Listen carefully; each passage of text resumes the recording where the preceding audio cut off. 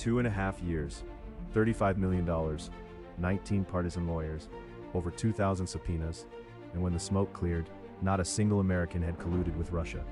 This is the story the mainstream media never told you. This is the full truth about the Russia hoax. It's 2016. Hillary Clinton's campaign for president is running out of options. Donald Trump is surging in the polls, and her team is desperate. Her campaign chairman John Podesta and campaign manager Robbie Mook needed ammunition, something to destroy Trump before Election Day.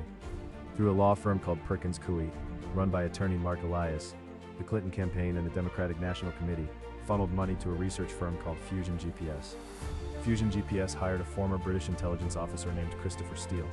His mission: dig up dirt on Donald Trump, any dirt. What Steele produced was a collection of unverified, salacious allegations, a so-called dossier, that claimed Trump had secret financial ties to the Kremlin, and that his campaign was actively coordinating with Russian intelligence. There was just one problem: almost none of it was true.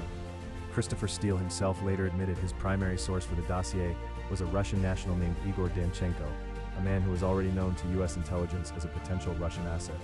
The alarming allegations in the dossier weren't coming from credible intelligence insiders, as Steele himself put it. Much of it was, quote, bar talk. But that didn't matter to the Clinton campaign. They had what they needed, and now they needed to make it official. The next step was getting the FBI involved, and this is where the story gets truly alarming. In the summer of 2016, FBI Director James Comey opened a counterintelligence investigation into the Trump campaign. They called it Crossfire Hurricane. The legal basis for opening a full investigation of a presidential campaign?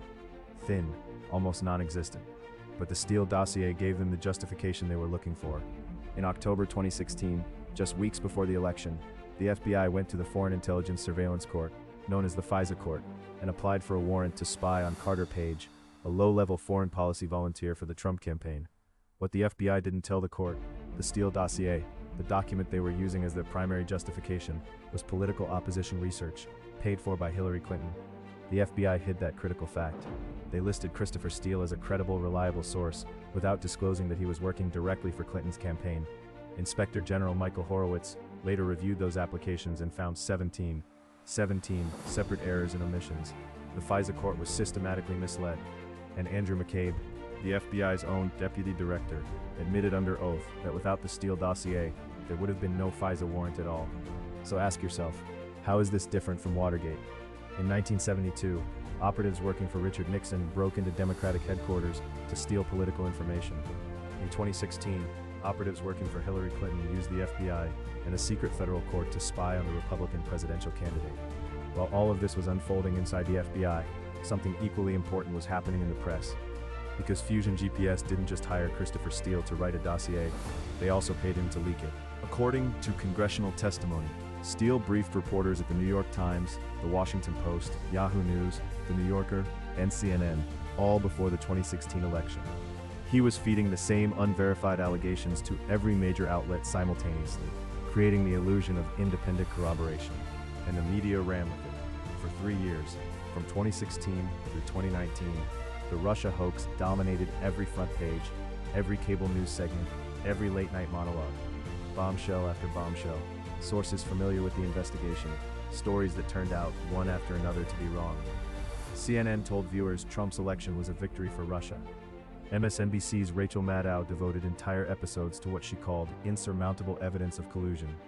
The New York Times and the Washington Post both won Pulitzer Prizes for their Russia coverage that was later proven to rest on fundamentally false information.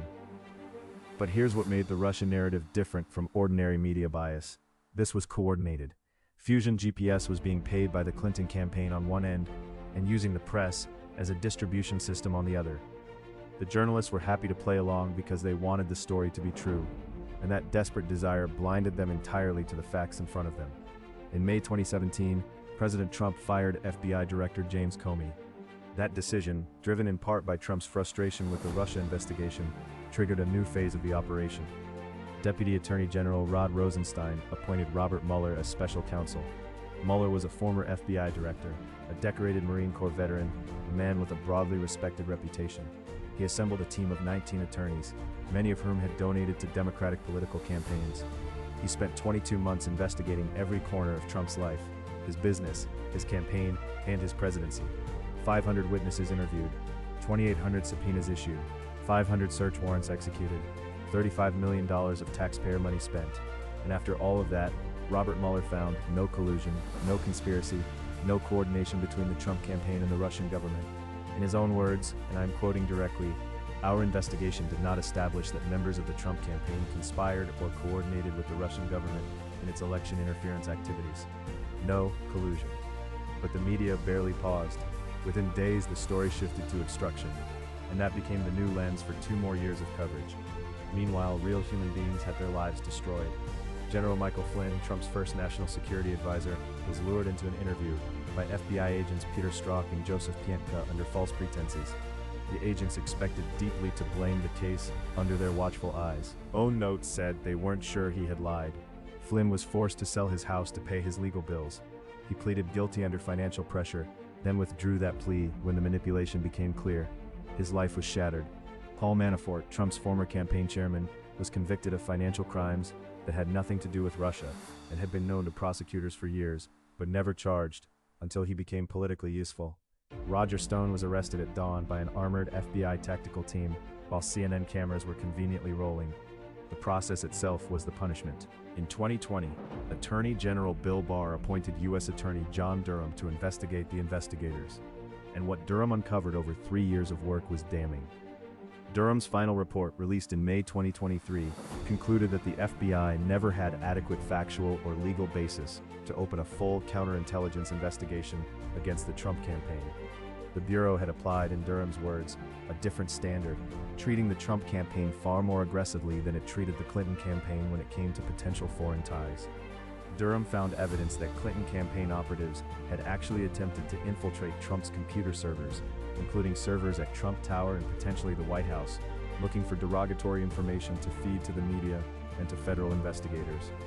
He found that senior FBI officials knew the Steele dossier was unverified gossip, yet continued to use it to obtain FISA warrants and justify their investigation. What happened to those responsible? Kevin Kleinsmith, the FBI attorney who literally altered an email to make Carter Page look guilty, received a sentence of probation.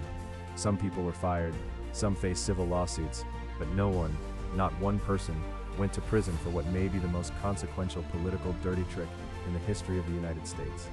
John Durham indicted 3 people. He obtained 1 conviction on 1 count, 1 guilty plea on 1 count, and lost 2 trials to acquittals.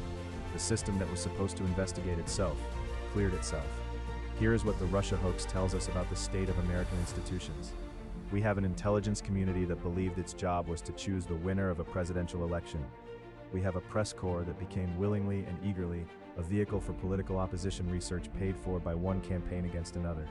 And we have a legal system that looked at all of this evidence, investigated itself, and concluded it had done nothing seriously wrong. The American people are smarter than that. They endured 4 years of wall-to-wall bombshells that never delivered. They watched $35 million of their dollars fund a 2.5-year investigation built on a dossier full of bar talk paid for by Hillary Clinton. And at the end of it, Robert Mueller looked the American people in the eye and told them not a single American colluded with Russia. Donald Trump was right from the beginning. It was a witch hunt, and the evidence sitting in plain sight in court documents, Inspector General reports, congressional testimony, and the Durham report itself proves it beyond any reasonable doubt. The truth matters, the facts matter, and they always come out in the end. If you want the stories the mainstream media won't tell you, the full picture, the names and the facts, hit that subscribe button right now. Share this video with someone who needs to see it. America First Daily is here every week, and we will never stop telling the truth.